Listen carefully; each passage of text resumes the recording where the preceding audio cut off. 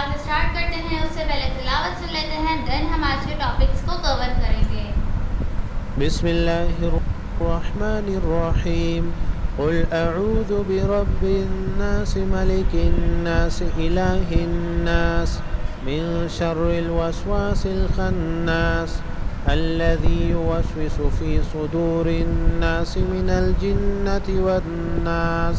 Alright guys, आगे चलते हैं। कल मैंने ये चीज़ें करी थी, इमेज लगाना सिखाई थी, आपको वीडियोस लगाना सिखाई थी, बट आज हम इससे थोड़ा सा डिफरेंट टॉपिक की तरफ चलेंगे कि मैं आपको सेक्शंस बनाना सिखाऊंगी। ठीक है, कि वेब पेज में आप सेक्शंस वगैरह कैसे बना सकते हैं। देखें, जो टैग्स आपके लिए यहाँ पे यूज़ होते हैं सेक्शन बनाने के लिए, आपके पास जो टैग यूज़ होंगे, उससे पहले मुझे एक चीज़ आपको बतानी है, inline versus block element. Inline versus block, ये क्या है? ठीक है, ये बहुत इंपॉर्टेंट चीज़ है जानना। आगे जब मैं आपको सेक्शंस बनाना सिखाऊंगी उससे पहले ये जानना ज़रूरी है कि जो भी हम एलिमेंट्स हमारे HTML डॉक्यूमेंट में मौजूद होते हैं, जिनकी वजह से हम अलग अलग चीज़ें इम्प्लीमेंट करते हैं HTML डॉक्यूमेंट में, वो जैसे कि पैराग्राफ। ठीक है, ये है एक पैराग्राफ एलिमेंट। ऑलराइट, और कुछ होते हैं हेडिंग एलिमेंट्स। ठीक है, हेडिंग एलिमेंट्स और सारे एलिमेंट्स होते हैं अलग अलग तरीके के। मैंने लिस्ट बनाई, लिस्ट भी तो अपने आप में एक एलिमेंट थी ना। ठीक है, तो लिस्ट ये भी एक एलिमेंट है। सारे जो एलिमेंट्स होते हैं, बट इन दोनों में एक अलग अलग टीम होती है, टीम ऑफ किया हुआ होता है सारे एलिमेंट में। कुछ होते हैं इनलाइन ग्रुप के और कुछ होते हैं ब्लॉक ग्रुप के। इन दोनों का ग्रुप अलग अलग होता है, एलिमेंट सारे होते हैं। ठीक है, कुछ होते हैं जिनके नाम के पीछे समझ लो एक टैग लगा हुआ है कि वो इनलाइन है, और कुछ है जिनके पास एक टैग है कि वो ब्लॉक है। ठीक है, दोनों के ग्रुप्स अलग अलग हैं, दोनों टीम अप हुए हैं। कुछ ब्लॉक में टीम अप हुआ है, कुछ जो है आपके इनलाइन में टीम अप हुआ है। कैसे? देखो, जो इनलाइन होते हैं वो सिर्फ अपनी ही विड्थ लेते हैं, लाइक छोटी सी जो उनका एरिया है ना वो वही लेते हैं। अब इसका मतलब मैं आपको बताऊं कि पैराग्राफ जो है, मैंने यहाँ पे ऐड किया पैराग्राफ। यहाँ पे मैं थोड़ा सा ज़्यादा पैराग्राफ ऐड कर लेती हूँ, 8 वर्ड्स का। राइट, ठीक है, पैराग्राफ ऐड किया मैंने। अब नेक्स्ट मैंने H1 ऐड किया। ठीक है, H1 ऐड करने के बाद हुआ क्या कि आपके पास देखें पैराग्राफ जो है ब्लॉक लेवल है। कैसे? क्योंकि इसने अपने आगे यानी कि यहाँ पे किसी को आने ही नहीं दिया। ये चाहता है मैं जितना भी हूँ, है तो ये इतना सा यहाँ तक एंड हो रहा है, मगर मेरे आगे कोई ना आए, मेरे आगे कोई मेरे बराबर में ना आ सके। मैं ब्लॉक हूँ, यानी कि ये रास्ते को ब्लॉक कर देता है, ये अपने साइड्स को ब्लॉक कर देता है। ये ब्लॉक लेवल एलिमेंट होता है। पैराग्राफ क्या है? ब्लॉक लेवल एलिमेंट है, यानी ये अपने साइड में किसी को जगह नहीं देता। और जो इनलाइन ग्रुप के एलिमेंट्स होते हैं वो कहते हैं कि हम जितने हैं उतने ही ठीक हैं, हमारे बराबर में भी वो आ सकते हैं जो उतने ही रहना चाहते हैं। उनके बराबर में ब्लॉक लेवल एलिमेंट नहीं आता। इनलाइन के बराबर में ब्लॉक लेवल एलिमेंट क्यों नहीं आता? ब्लॉक लेवल कहता है यहाँ तो पहले से इनलाइन है, मैं आके यहाँ पे क्या करूँगा, मुझे तो पूरा एरिया चाहिए, तो वो उसके नीचे चलेगा। भले उसके पहले वाला एलिमेंट इनलाइन है, लेकिन ब्लॉक अगर आप ऐड करते हैं इनलाइन के बाद, तो ब्लॉक लेवल एलिमेंट हमेशा अपनी न्यू लाइन ही लेता है। और इनलाइन के बाद इनलाइन ऐड करोगे तो इनलाइन के बाद इनलाइन आ जाएगा। LI UL ये सब भी ब्लॉक है। ठीक है, ये सब भी ब्लॉक लेवल एलिमेंट है। UL है, LI है। मैं आपको LI अगर आप करते हैं, नेक्स्ट लाइन में आ रहा है, इसके बराबर में क्यों नहीं आ रहा? क्योंकि ब्लॉक लेवल एलिमेंट है। ओके, तो इनलाइन और ब्लॉक लेवल एलिमेंट को आप देख सकते हैं। कुछ ग्रुप कुछ होते हैं इनलाइन के, कुछ होते हैं ब्लॉक लेवल एलिमेंट्स के। बाद ये होता है ना कि हम क्या करते हैं कि जब हम वर्क कर रहे होते हैं तो हमें चीज़ें समझ आ रही होती हैं कि कौन से ब्लॉक लेवल हैं और कौन से इनलाइन हैं। और CSS के ज़रिए तो हम इसका डिस्प्ले भी चेंज करवा सकते हैं, वो CSS में हम पढ़ेंगे। ये बताना आप लोगों को ज़रूरी था, इसकी नॉलेज भी होनी चाहिए, क्योंकि जब मैं सेक्शन बनाना आपको सिखा रही हूँ तो सेक्शन में भी आप देख सकते हैं कि कौन से ब्लॉक लेवल है और कौन से इनलाइन है। अच्छा, इनलाइन और ब्लॉक लेवल एलिमेंट को एक क्या कहते हैं, यहाँ पर थोड़ा सा ना चेक करने का एक मेथड बताती हूँ आपको। थोड़ी सी CSS आ जाएगी सिर्फ चेक करने की वजह से, बहुत छोटी सी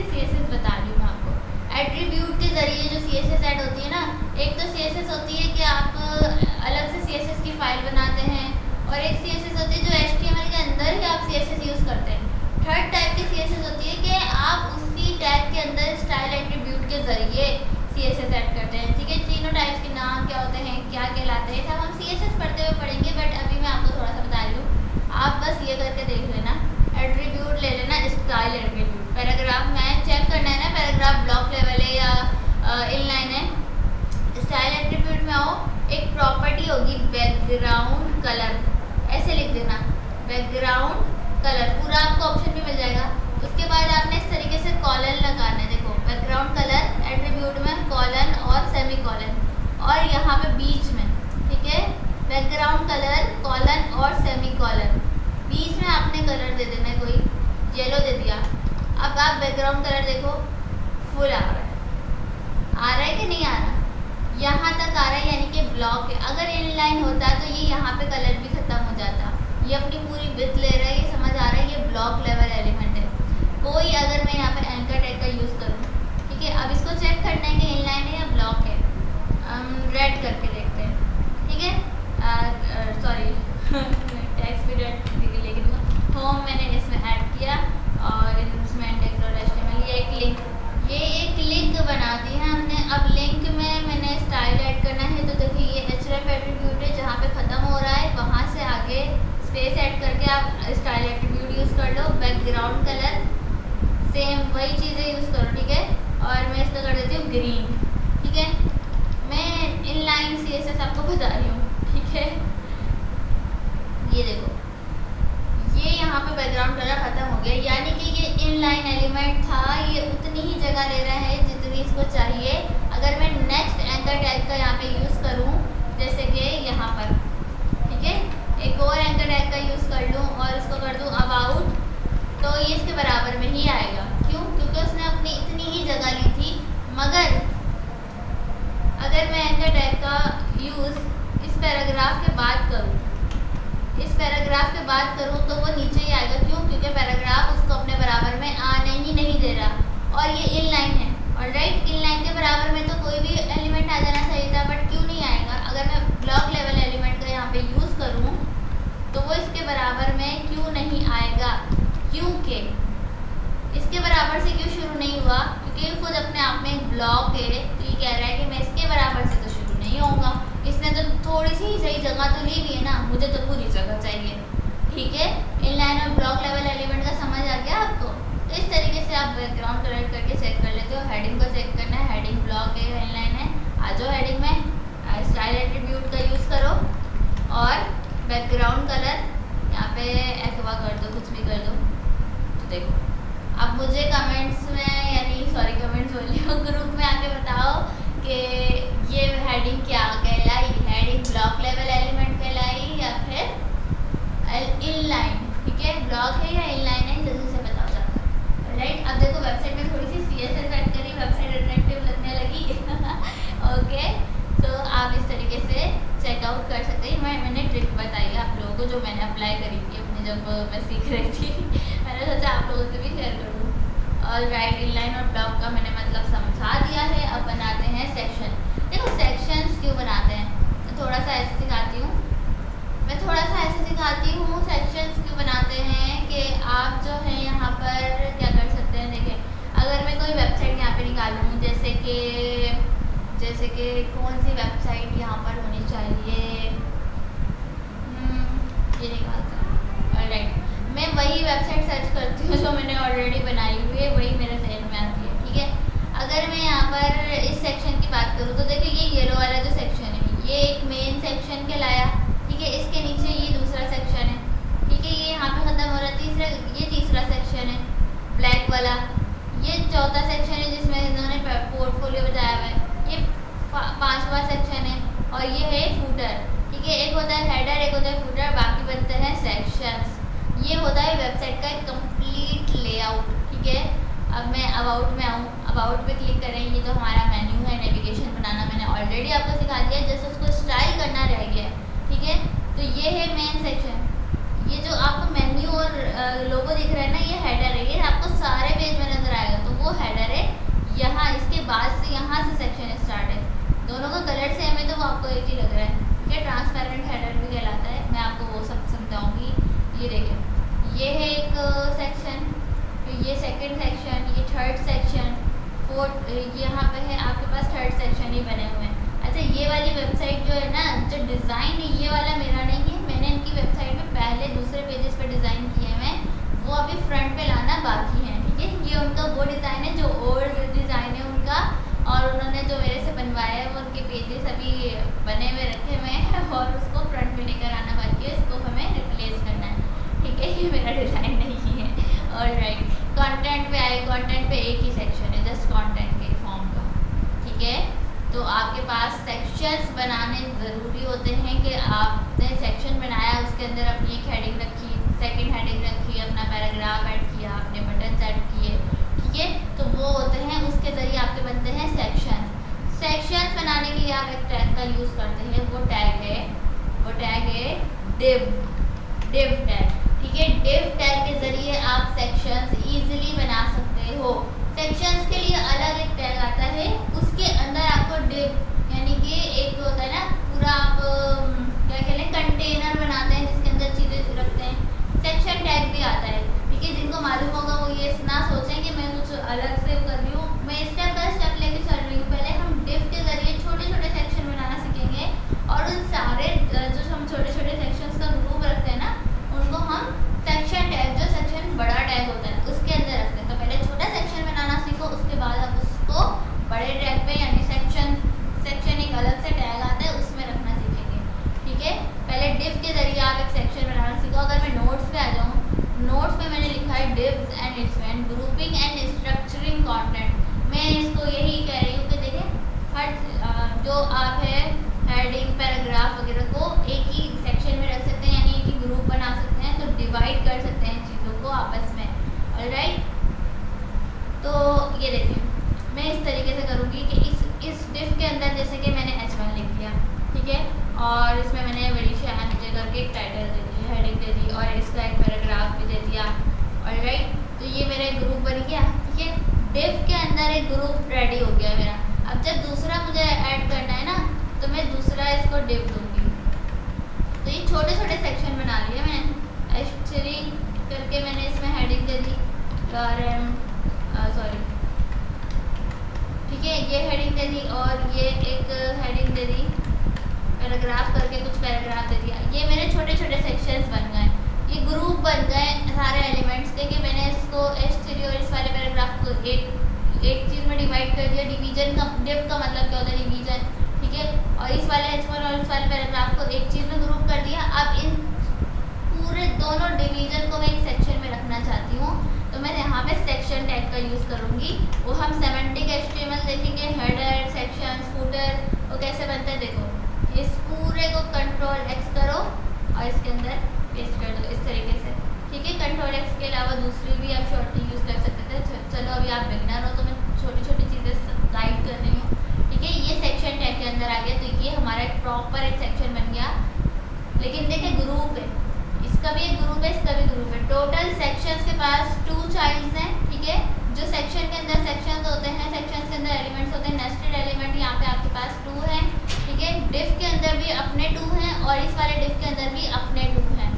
ऑलराइट, कंफ्यूजन तो नहीं हुई? सेक्शन बनाने में थोड़ी वो होगी, हमारे पास इश्यूज आएंगे थोड़े बहुत के, ये कैसे हो रहा है, कैसे हो रहा है।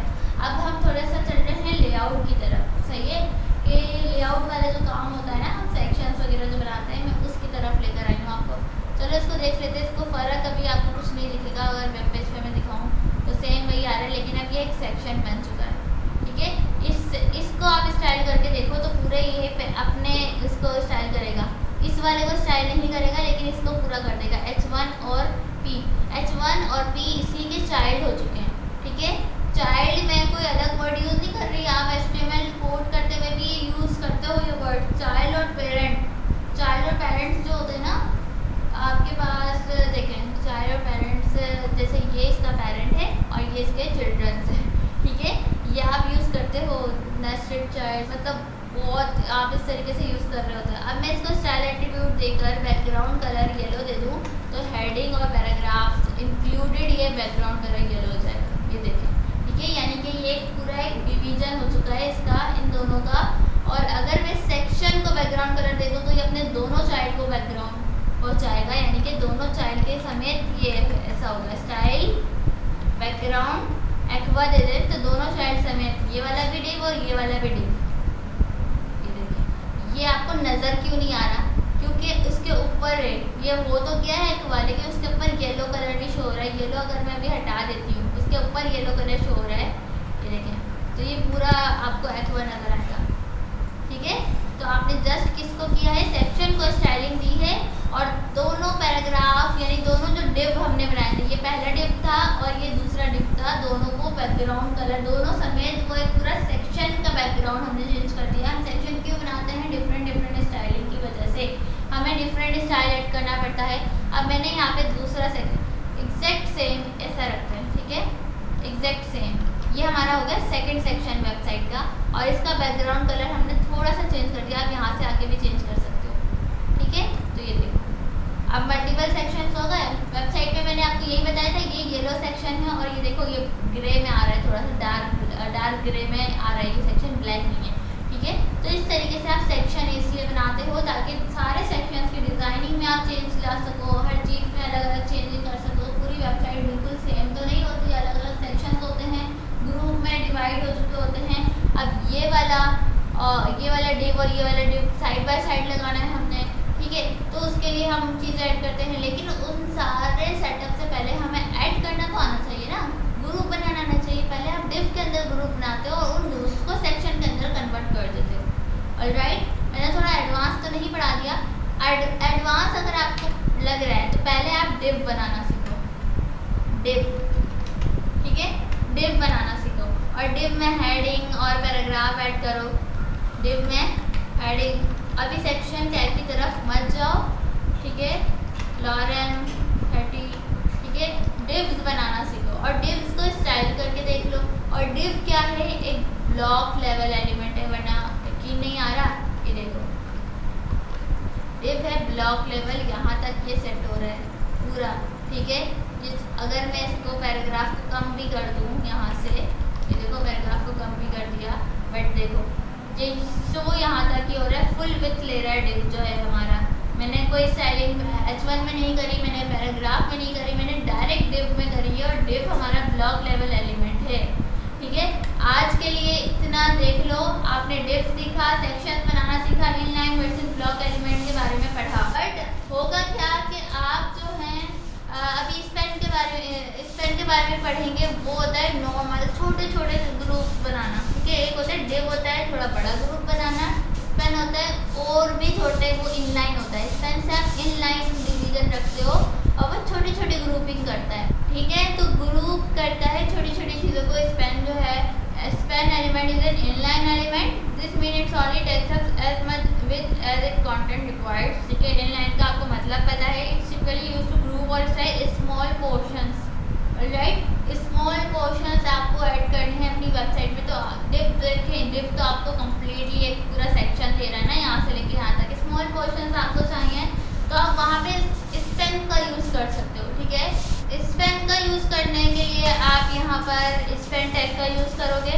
ठीक है, और स्पेन टैग इनलाइन भी है तो आप इसको इसके बीच में ऐड करके देख लो। स्पेन पैराग्राफ के बीच में आपने ऐड कर दिया और इसमें आपने कुछ पैराग्राफ लिख दिया, जैसे कि मैं यहाँ पर ये लिख रही हूँ। ठीक है, स्पेन के बीच में मैंने लिख दिया है। अब देखो स्पेन जो है छोटा सा है, वो यहाँ पर आ गया है, वो स्मॉल पोर्शंस बना रहा है आपकी चीज़ों में, पैराग्राफ के यहाँ पर। ठीक है, अब मैंने स्पेन में स्टाइल एट्रीब्यूट का यूज़ किया और बैकग्राउंड कलर कर दिया रेड। तो देखो वो स्मॉल पोर्शंस को आप मतलब डायरेक्टली स्पेन ऐड करके आप इतने स्मॉल पोर्शन ऐड कर दिया और उसको स्टाइल भी कर सकते हो। वैसे यूज़ में ये भी बहुत आता है, डिव और स्पेन बहुत ज़्यादा आप लेआउट बनाते हुए यूज़ कर रहे होते हो, तो मैंने इसलिए बताया डिव और स्पेन। और इसका मतलब ये नहीं है कि मैंने आज बता दिया तो इसका यूज़ मैं आपको नहीं बताऊँगी। काम करते करते भी इसका यूज़ करते रहेंगे तो आपको ये चीज़ें और अच्छे से क्लियर होती चली जाएंगी।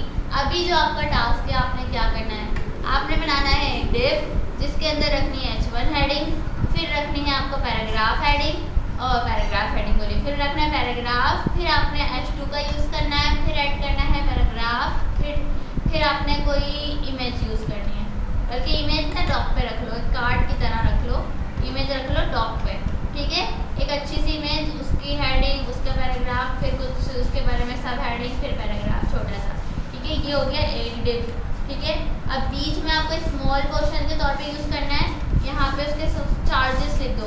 यहाँ पे कोई प्रोडक्ट की इमेज लगाओ, उसका नाम लिखो, उस प्रोडक्ट के बारे में लिखो, सब हेडिंग में उसका जो है क्या कहते हैं आप बल्कि सब हेडिंग यूज़ नहीं करो, ठीक है। ये उसके बारे में कुछ लिख दो और यहाँ पर स्पेन में आप उसके प्राइस लिख दो, ठीक है। प्राइस छोटे से क्वेश्चन में चाहिए, प्राइस का हम वो कुछ प्राइस ना कोई हेडिंग है ना कोई पैराग्राफ है, आप उसको स्पेन में छोटा सा क्वेश्चन बनाकर ऐड कर सकते हो, ठीक है। आपने ये काम करना है और इसको कम से कम आपने 3 अलग अलग टाइप की ये रखनी है, ठीक है, इस तरीके से, ठीक है। 3 अलग अलग टाइप के डिव बनाने हैं और तीनों डिव को जो है एक सेक्शन में कन्वर्ट कर देना है, ठीक है। ऑलराइट, एक सेक्शन में आपने इसको कन्वर्ट कर देना है और उस सेक्शन का बैकग्राउंड आपने कुछ रखना है और डिव का बैकग्राउंड कुछ रखना है। जैसे कि स्टाइल में सेक्शन में आकर आपने बैकग्राउंड कर दिया येलो, ठीक है, येलो कर दिया। इसका रिजल्ट देखते हैं, येलो बैकग्राउंड है। और जो डिव है यहाँ पर बैकग्राउंड इसका कर दिया सॉरी स्टाइल एट्रीब्यूट, बैकग्राउंड यहाँ पे कर दिया एक्वा, तो यहाँ पर आ रहा है। और राइट यहाँ पे देखें आ रहा है। ये डिव क्या था, डिव था ब्लॉक लेवल एलिमेंट, देखो किस तरीके से शो हो रहा है। और राइट, और सब में आपने यहाँ पर ये ऐड कर देना है और मल्टीपल कलर्स ऐड करने हैं, किसी में एक्वा, किसी में पैरेट ग्रीन, किसी में पिंक। और राइट, तो इस तरीके से अच्छे अच्छे कलर्स का यूज़ कर लो और ये आपके अच्छा सा एक वो बन जाएगा। इसके बीच में हेडिंग वगैरह भी होगी तो प्यारा लगेगा, ठीक है। तो आप ये करके मुझे जल्दी से दिखाओ तो मुझे समझ आ जाएगा कि आपको एक सेक्शन फाइनली बनाना आ गया है। नहीं आया, कोई कन्फ्यूजन है तो मैं आप बैठी हुई हूँ, आपके मैसेजेस का वेट कर रही हूँ कि आप मुझसे पूछें और मैं आपके क्वेश्चन का आंसर दूँ। और हम इनलाइन और ब्लॉक लेवल एलिमेंट्स को आगे और पढ़ेंगे कि कौन से इनलाइन है, कौन से ब्लॉक हैं। बहुत सारी चीज़ें बतानी है, बहुत सारी चीज़ें सीखनी है। एटलीस्ट आपको इतना वर्क आ चुका होगा, ठीक है। अब सेक्शन बनाना आ गया तो समझ लो बहुत करीब हो एक वेब पेज बनाने के लिए, ठीक है। मिलते हैं नेक्स्ट क्लास में। अल्लाह हाफिज़।